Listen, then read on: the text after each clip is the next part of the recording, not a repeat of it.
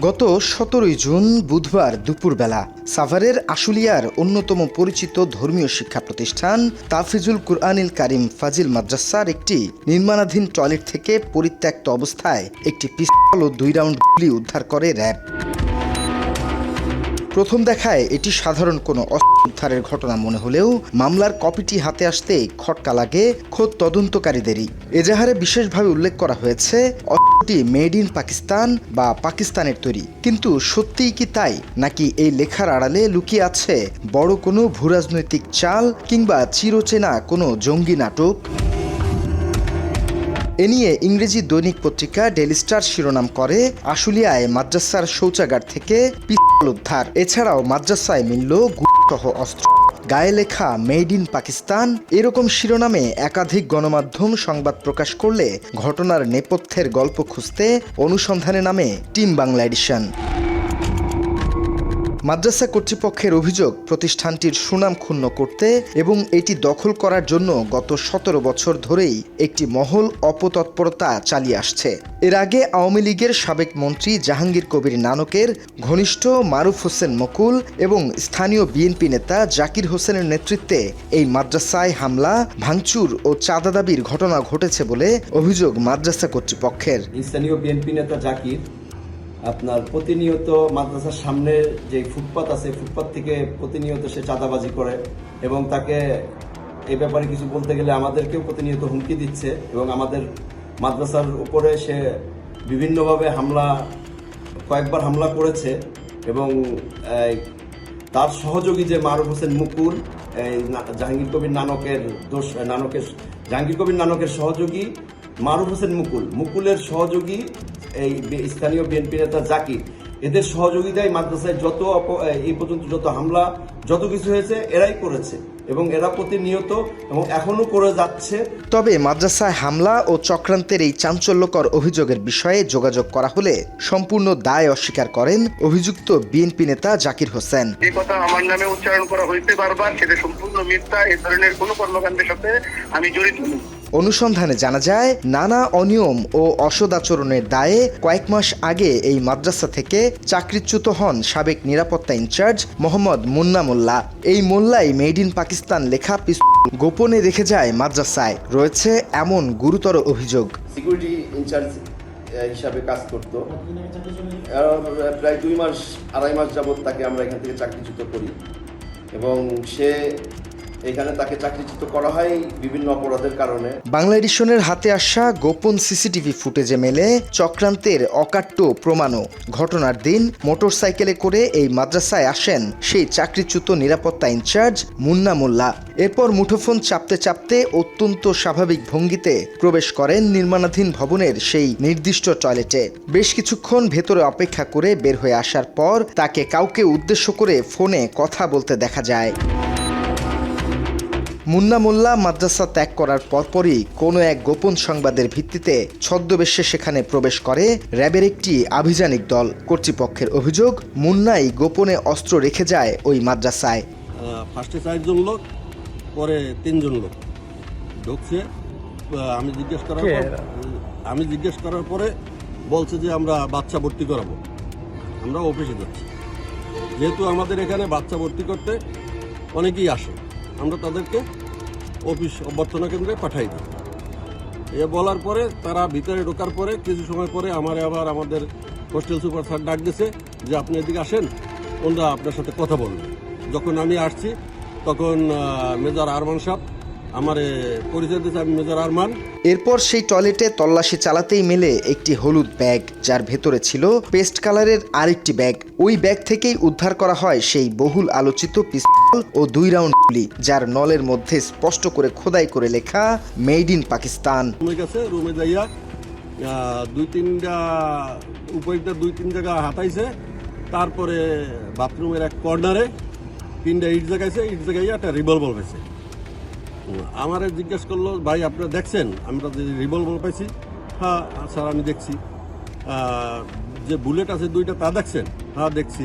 কিন্তু প্রশ্ন হলো একটি পিস্তলের ঠিক কোন অংশে এবং কিভাবে এভাবে মেড ইন পাকিস্তান লেখা সম্ভব? আসলেই কি পাকিস্তানি অস্ত্রের গায়ে এভাবে খোদাই করে দেশের নাম লেখা থাকে, নাকি এটি আনারি হাতে তৈরি কোনো চক্রান্তের চিত্রনাট্য? এই রহস্যের জট খুলতে দেশের একজন শীর্ষস্থানীয় নিরাপত্তা বিশ্লেষকের সাথে যোগাযোগ করলে তিনি জানান, পিস্তলের গায়ে কোনো ব্র্যান্ড বা দেশের নাম লেখা থাকলেই যে সেটা সেই দেশেরই তৈরি অস্ত্র, বিষয়টা এমন নয়। ভিন্ন দেশের তৈরি বহু নকল অস্ত্র বাজারে পাওয়া যায়, যা সাধারণ মানুষ বা ব্যবহারকারীরা জানে না। বাংলাদেশে M16 অস্ত্র আমরা প্রচুর পাই, মেড ইন ইউএসএ। ইউএস কিন্তু জানে না। পাকিস্তানে প্রচুর অস্ত্র আছে, ইন্ডিয়াতে ইভেন ৭১ পূর্ব অনেক অস্ত্র আছে, এখনো সচল, মেড ইন পাকিস্তান। এখন এই পাইপটাকে ধরলে পরিষ্কার পরিবার করতে অস্ত্র পাইছে। এই রুটটা কোথায়, এই রুটটা কোন রুটে সেটা পাওয়া যাবে। এটা কে আনছে, কেন আনছে, এই হুজুরের আদ্যপান্ত দেখলে ভাই আমি এই যে তথ্যটা দিছে, যে তথ্য সেই জানে সব কথাই। আমি যাবে অনেকদিন চাকরি করছি, আমি অনেক ইনভেস্ট করে দেখছি, যারা তথ্য দেন ওদের বিরুদ্ধে, তারা ইচ্ছে ফাঁসানোর জন্য এটা করে। অন্যদিকে পেছনে ফিরে তাকালে দেখা যায় এই স্ক্রিপ্ট বা চিত্রনাট্য নতুন কিছু নয়। অতীতে শেখ হাসিনার নির্দেশে বেনজির আহমেদ সহ তৎকালীন পুলিশ কর্তারা যখনই কোনো রাজনৈতিক সংকটে পড়েছে তখনই জনদৃষ্টি ভিন্ন খাতে নিতে সাজানো হতো এমন জঙ্গি নাটক। আর এই নাটকের চিরচেনা সফট টার্গেট ছিল দেশের কওমি ও দ্বীনি মাদ্রাসাগুলো। স্বৈরাচারী হাসিনা সরকারের পতনের পরও এই নাটক সমূলে উৎপাটন করা যায়নি, বরং থেমে থেমেই তা ফিরে আসে আওয়ামী পেতাত্তাদের মাধ্যমে।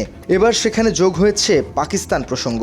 ভারতীয় আধিপত্যবাদ রুখে দিতে পাকিস্তানের সাথে যখন বিভিন্নভাবে সম্পর্ক উন্নয়ন হচ্ছে বাংলাদেশের, ঠিক তখনই জঙ্গি নাটক মঞ্চস্থে পিস্তলের মাধ্যমে টেনে আনা হয়েছে দেশটিকে।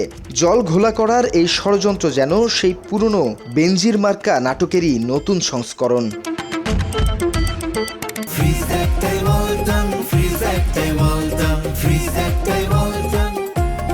ইতিহাসের পাতা উল্টালে এর প্রমাণ মেলে হাতে নাতেই। এর আগে ঢাকার কেরানীগঞ্জের একটি মাদ্রাসায় ঠিক একইভাবে অভিযান চালিয়ে প্রচার করা হয়েছিল সেখানে নাকি বোমা তৈরি হচ্ছে। কেরানীগঞ্জের সেই ঘটনার নেপথ্যে যেমন ছিল আওয়ামী লীগের প্রভাবশালী চক্র। বিগত দিনে আমরা দেখছি যে আলামিন নামে যে ব্যক্তি, তিনি আওয়ামী লীগের সাথে সম্পৃক্ত ছিল, ফ্যাসিবাদের দোসরদের সাথে তার ওঠা বসা ছিল। কেরানীগঞ্জ আরও বড় বড় আওয়ামী লীগের ছিল, যেমন বিপু সাহেব, তাদের ছত্রছায়া আছে এই কেরানীগঞ্জে অবস্থান করছে। উনি ইসলামের ট্যাগ লাগে, আসলে উনি আওয়ামী লীগের একটা রাজনীতি করতো, মেয়র তাপস হানিফের রাজনীতি করতো। উনি বাড়িতে বোম বানানোর জন্য নানান উপকরণ সাজিয়ে রাখতো। এখন সে ইসলাম দাবি করতেছে, আসলে সে ইসলামিক লোক ছিল না বা ইসলাম প্রিয় ছিল না। সে আওয়ামী লীগের কিছু সান্ডবন্ডর সাথে জড়িত ছিল, ওরা এমপি মন্ত্রীর সাথে জড়িত, তারা অকর্ম চালাইতেছে। এই বিষয়টা নিয়ে মিডিয়া অনেক সময় অনেক প্রচারিত হয়েছে এবং আলামিন ছেলেটাকে নিয়ে এবং এই জঙ্গিবাদ সৃষ্টি করার জন্য মিডিয়া এই করার জন্য একটা পায়তারা চলতেছে। কেরানীগঞ্জের মতো আশুলিয়ার এই ঘটনার গভীর অনুসন্ধান করতে গিয়েও যেন একইভাবে বেরিয়ে এসেছে চাঞ্চল্যকর তথ্য। এ বিষয়ে আশুলিয়া থানার অফিসার ইনচার্জ মোহাম্মদ তরিকুল ইসলাম জানান, র্যাবের একটি দল ওই মাদ্রাসায় অভিযান পরিচালনা করে।